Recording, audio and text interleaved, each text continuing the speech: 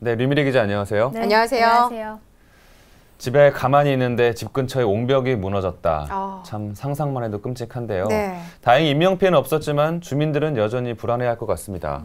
네, 뭐 밥을 먹다가 갑자기 폭탄이 떨어지는 소리가 들렸다. 이렇게 주민들은 얘기를 했었거든요. 네. 생각을 해보면 그 당시에 공포감이 얼마나 컸을까라고 이제 상상이 됩니다.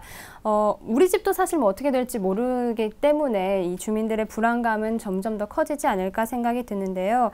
뭐 일단은 소방 당국이랑 구청에서는 해빙기가 돼서 이 집안이 약해지기 때문에 무너진 거다라고 얘기는 하고 있지만 아직까지는 그 정확한 원인은 조사되지 않고 있어서 당분간 이 주민들의 불안감은 좀 지속되지 않을까 생각이 됩니다. 네, 정말 근처 사는 주민분들 많이 놀라셨을 것 같은데요. 날이 풀리면서 아무래도 다른 곳들도 점검이 필요하지 않을까 하는 생각이 듭니다. 일단 저희가 관련 리포트 준비해봤는데요. 보고 와서 계속 이야기 나눠보도록 하겠습니다. 부서진 담장과 주저앉은 옹벽. 옹벽 위에 위치한 주택은 앞으로 쓰러질 듯 위태로워 보입니다. 이곳은 동작구 상도동의 옹벽 붕괴 현장입니다. 18일 저녁 8시 30분쯤 주택 공사 현장 옆에 옹벽이 무너지며 옹벽 위에 위치한 여러 채의 집들이 붕괴될 뻔한 아찔한 사고가 발생했습니다. 현재 수십 년 된 옹벽이 무너져 내린 현장입니다. 이 옹벽 위에 살고 있던 32명의 주민들은 현재 대피한 상태입니다. 밤에 수십 명의 주민이 대피하는 소동이 발생했지만 다행히 인명피해는 없었습니다. 현재는 천막과 모래주머니 등으로 추가 붕괴를 막기 위한 조치가 된 상태입니다. 대피했던 주민은 당시 상황을 폭탄에 비유합니다.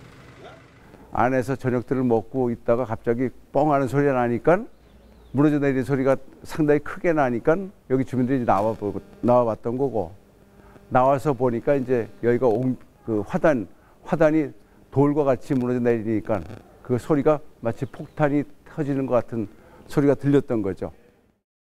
동작구청은 해빙기의 지반이 약해진 상태에서 땅을 파다 진동으로 노후된 옹벽이 무너진 것으로 분석했습니다. 전문가는 공사 관계자들의 안전 불감증을 문제로 꼽습니다. 그 공사하는 사람들은 노후됐다 그러고, 근데 공사하기 전에 노후된 걸 이미 다 알았거든요. 그러면 그거에 맞게끔 공법을 충분하게 하고 조심해서 해야 되는 거예요. 또 조심해서 안 하는 이 부실의 문제거든요. 또 국민안전처의 안일함을 가장 큰 문제로 꼬집었습니다.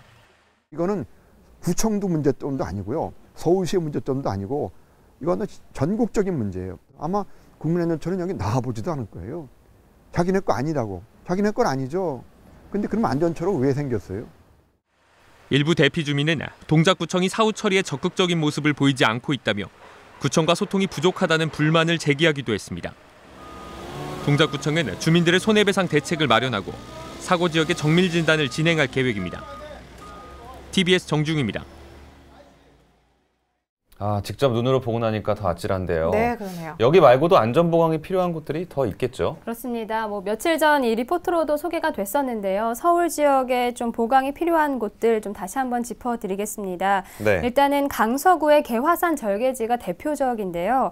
현장에 가보면 토사가 굉장히 흘러내려 있고 또 나무가 뿌리채 뽑혀 있는 것을 확인할 수가 있습니다. 네. 또 종로구 인왕산로의 그 암벽 사면을 보면 이 낙석 방지망이라든지 펜스 같은 게 사실상 많이 붕괴된 상태거든요. 이 파손된 그 안전 장치 때문에 암석이 계속 떨어져 나와서 밑에 그냥 쉽게 흔적을 찾아볼 수가 있고요. 네. 동대문구에 있는 휘경여중고 같은 경우는 이제 멀리서도 한눈에 볼 수 있도록 이 균열이 가 있는 상태입니다. 네, 보강이 필요한 곳도 이렇게 체크가 돼 있는 것 같은데요. 앞서 사고가 있던 곳들도 신축 공사가 진행되기 전에 조금 더 꼼꼼히 살펴봤더라면 어땠을까 하는 아쉬움이 듭니다.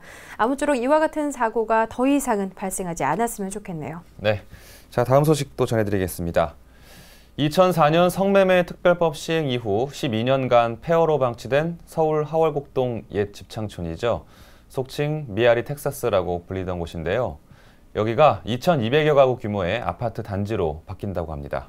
네, 서울시와 또 성북구청은 성북 2구역과 신월곡 1구역 결합정비구역 지정안에 대한 주민 공람을 시작한다고 밝혔습니다. 네. 그래서 결합구역 지정안에는 이제 용적률을 거래한다는 내용이 담겨 있는데요.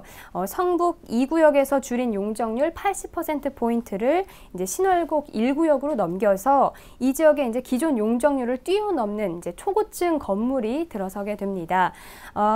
그래서 이 고층 건물을 지을 수 있다는 것이 가장 핵심적인 내용이 되겠습니다. 네, 그렇다면 네. 성북 2구역과 신월곡 1구역 이 두 구역이 공동으로 개발이 진행이 되는 건가요? 네, 맞습니다. 일단은 좀 그 과정을 설명을 드리자면 네. 신월곡 1구역 같은 경우는 2005년에 뉴타운으로 지정이 됐었습니다. 네. 그래서 여러 가지 뭐 정비 사업이 논의가 됐었는데 2009년에 재개발 조합이 설립이 됐었다가 뭐 여러 가지 사업을 추진하자라는 말이 나오긴 했었지만 당시 뭐 부동산 경기가 안 좋아가지고 이제 사업이 계속 중단이 됐었던 상태입니다.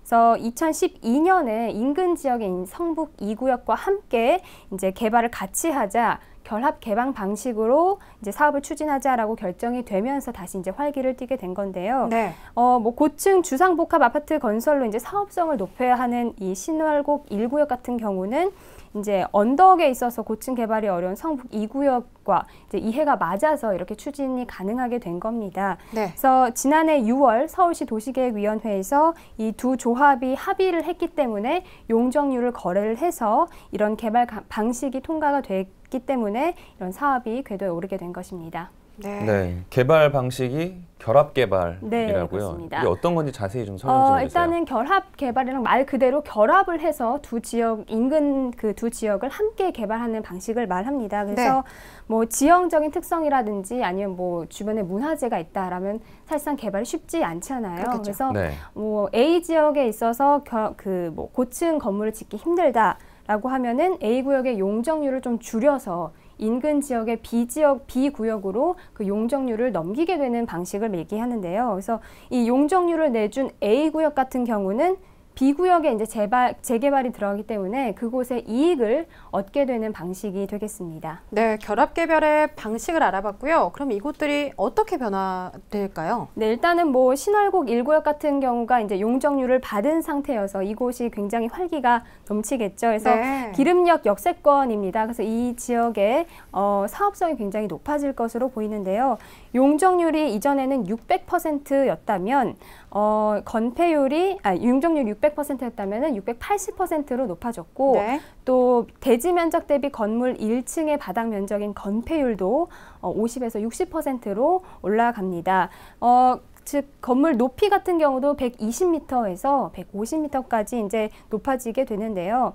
뭐 여러 가지 상업시설 면적을 조금 줄이고 주택의 비중을 높이겠다 이런 방식이 있어서 기존의 뭐 정비계획에서 보면은 1,192가구 정도가 이제 살 수 있었다면은 지금은 1,000가구 이상 더 살 수 있게 돼서 2,251가구, 51가구 정도의 주택을 지을 수 있게 됐습니다. 그래서 뭐 그 성북 2구역 같은 경우는 용적률을 내줬기 때문에 향후에 48.5%포인트 정도 그 용적률에 해당하는 개발 이익을 다시 이제 돌려받아서 지역 내 뭐 기반 시설이라든지 주민들을 위한 시설을 좀 짓겠다고 했습니다. 그래서 신월곡 1구역 같은 경우는 이제 여러 가지 대형 주택을 많이 지을 수도 있었지만 네. 중소형 주택을 좀 많이 지어서 여러 가지 사업성을 높이겠다라고 밝힌 상태입니다. 네, 사실 성북 2구역과 신월곡 1구역은 오랜 기간 동안 방치가 됐었습니다. 네. 이번에는 갈등 없이 효율적으로 잘 개발이 진행되면 좋겠네요. 네, 마지막 소식 전해드리겠습니다. 월요일이면 정월대보름입니다. 정월대보름을 앞두고 또 주말에 서울에서 다양한 행사가 열린다고 하는데 어떤 것들이 있는지 소개 좀 해주시죠. 네, 일단 회사에서 가까운 남산에서 진행이 됩니다. 네. 민속놀이 행사가 있는데요. 네. 오는 일요일 오후 3시부터 한 2시간 동안 뭐 부럼을 나눠 먹고 오곡밥을 시식할 수 있게 됩니다. 또 뭐 민속놀이도 빼놓을 수가 없죠. 제기차기라든지 윷놀이 등 다양한 전통놀이도 할 수가 있는데요. 이 윷놀이 같은 경우는 특히 커플 대항으로 진행이 되고, 와, 네. 또 투호 같은 경우는 가족 단위로 이제 즐길 수가 있습니다.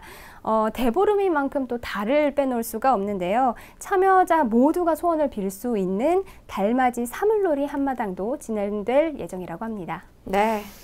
윷놀이도 커플 대항으로 하면 정말 갈 데가 없네요. 가족과 함께 할 수 있는 것도 있습니다. 네. 가족전에 한번 나가봐야겠네요. 네, 저도요. 예, 이렇게 직접 체험할 수 있는데 말고 또 다양한 볼거리도 또 준비돼 있죠. 그렇죠. 뭐 남산 하면은 뭐 전망대로도 많이 알고 계시는데 예전부터는 뭐 봉수대로도 빼놓을 수가 없죠. 이제 네. 예전 같은 경우는 국가의 중요한 통신 수단이기도 했었는데요. 이날 오전 11시에 가면은 남산 봉수의식을 볼 수가 있습니다. 또 남산타워 앞 공연장에서는 여러 가지 그 사물놀이라든지 전통 무예 공연을 볼 수가 있는데요.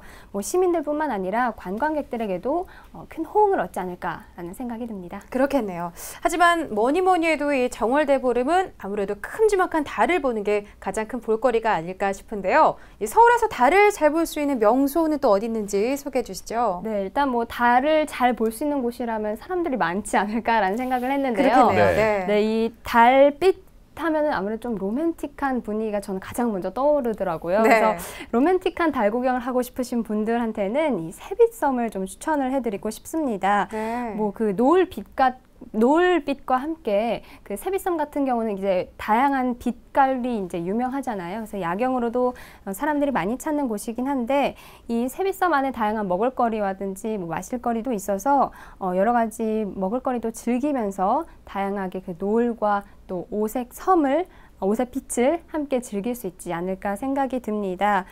뭐 좀 사람들이 북적거리는 게 싫다. 네. 좀 네. 조용하게 보고 싶다. 좀 여유롭게 즐기고 싶으신 분들은 설해섬이 좀 어떨까 싶은데요. 아무래도 네. 한강 근처에 있어서 노을과 함께 볼 수 있기 때문에 좀 고요하게 즐길 수 있지 않을까 싶습니다. 그래서 달빛을 이제 가로등 삼아가지고 여유롭게 산책을 하면서 좀 달 구경 해보시는 건 어떨까 싶고요. 네. 또 가족과 함께 네, 이거 중요하죠. 중요합니다. 네. 밑줄 쳐주시고요. 네. 가족과 함께 네. 네. 가족과 함께 밑줄 즐길 3번 수 있는 쳐야겠네요. 네. 달맞이를 좀 하고 싶으신 분들은요. 뚝섬 자벌레를 가보시면 어떨까 싶어요. 네. 본의 아니게 세 군데 다 섬섬섬이 돼버렸는데 한강 쪽에 있는 거네요. 그렇죠. 네. 뚝섬 자벌레 전망대가 있습니다. 특히 이곳 1층 매점 앞에 있는 그 전망대에서 한강을 이렇게 한 번에 탁 트인 그 시야로 볼 수가 있어서 그 노을과 또 보름달을 한눈에 담기가 참 좋은데요.